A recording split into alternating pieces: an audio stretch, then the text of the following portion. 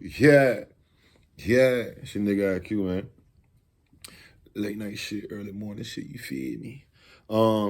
Next on deck, we got another request. One of the homies from Canada, I don't know which part. I don't know which part, so I don't want to say, but one of the homies from Canada has sent me this in the comments and said, I guess it's like an interview series about not interview, like a documentary series, like how they do the Chicago people that rap and shit for Canada. It's called Savages from the Six. This one is FLIPPA. I never heard of FLIPPA before, so let's see, I guess, what his story is or what this is about. Yeah.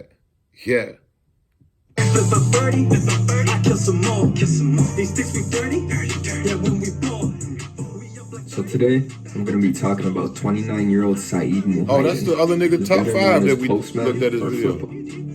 He's from a tough area in Toronto called Lawrence Heights, in a neighborhood that in 2009 was labeled the murder capital, known as Jungle. Okay. He's part of the Go Get 'Em gang, a group who's not only established themselves in the streets, but also in the music scene. FLIPPA raps alongside Top 5, another popular rapper from the same area, who's infamously known for trying to check Lil TJ when he was in Toronto for a show. Now, let's take a look into FLIPPA's documented history and see what makes him a savage from the Six. FLIPPA's history in the streets most likely dates much further back, but the first documented instance of him is from the spring of 2013. On April 4th, a bank robbery occurred in west of Toronto, in Mississauga, at Bank of Montreal branch. The fuck? Y'all crazy. Police say a man walked in the branch in the early afternoon and handed the teller a note that demanded cash. But the teller pressed the panic button and set off an alarm, and the suspect fled the bank empty-handed. No one was injured, and the suspect had no apparent weapon. Now, it's not clear how the police linked him to the incident, but they put a warrant out for FLIPPA's arrest for robbery. His professional savage career started early. The next documented instance of FLIPPA was in the summer of 2015. This time, he was way across the country, in Fort McMurray, Alberta, which is a small town, but known to have a relatively high crime rate. In the early morning of June 2nd, 2015, the RCMP were called to Richard Street. When they arrived, they found a 32-year-old man suffering from a single gunshot wound.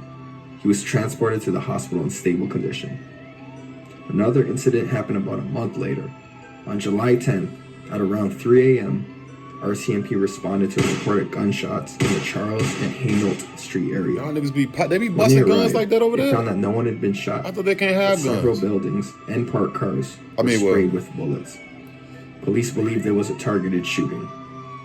We ain't supposed to have, Once again, it's not clear how the police connected FLIPPA to the shootings, but he was charged with 1 count of aggravated assault, 1 count of careless use of a firearm, 1 count of possession of a weapon for a dangerous purpose, and 2 counts of discharging a firearm with intent, among other offenses.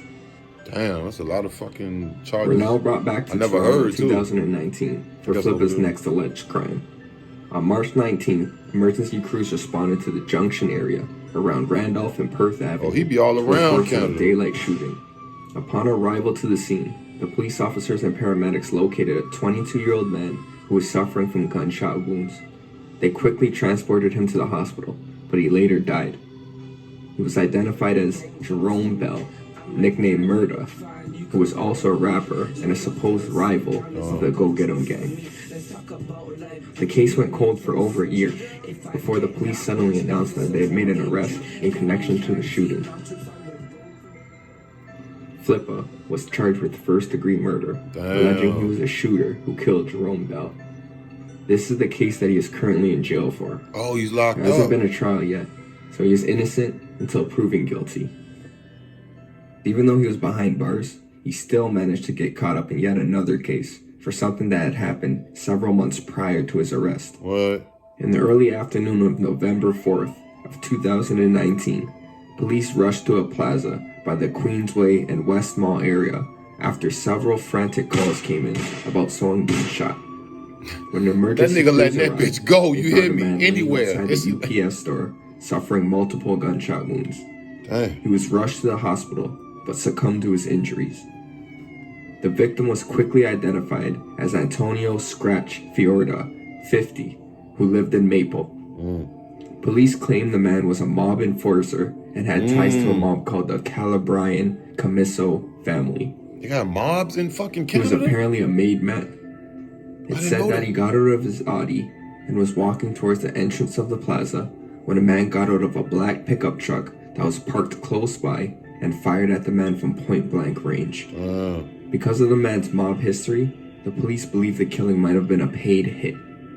Now, this is a guy who in 1996 was charged after the police found an AK-47, a pipe bomb, and other explosives in his North York home. Pipe bombs, nigga? He ended up doing prison time for the charges, as well as served a prior sentence for extortion. So this was a serious dude with some real connections. Yeah, he had clout.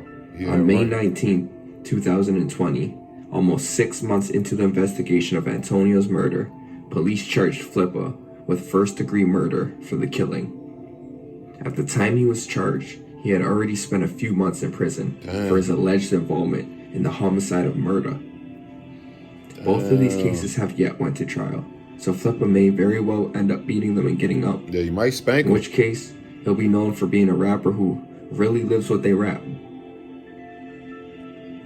Alright folks, so that's it for the documented history of FLIPPA. I hope you enjoyed the video, and I'll catch you on the next one. Wow, that's crazy. I never heard of that dude, bro, but allegedly they acting like he just going around and slinging that shit. He slinging that iron. The UPS store that nigga, allegedly, they acting like he all across the fucking country. He terrorizing. He's fucking terrorizing. Damn. Free that man, FLIPPA, man. I'm gonna tap into his music and shit. I never heard of him. I seen it had old boy top 5 in there. And somebody put in the comments one time some shit about top 5.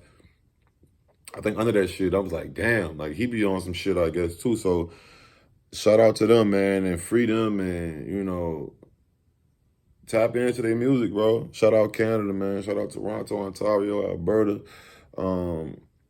I can't think of no other spots. I've actually been to Canada before. I've been to Toronto. Got family up there and shit. Haven't been in a very long time. But yeah, that shit sound like United States. I ain't gonna cap. From what I just heard on that story. Damn. Like, comment, subscribe, all that shit. Yeah. Yeah.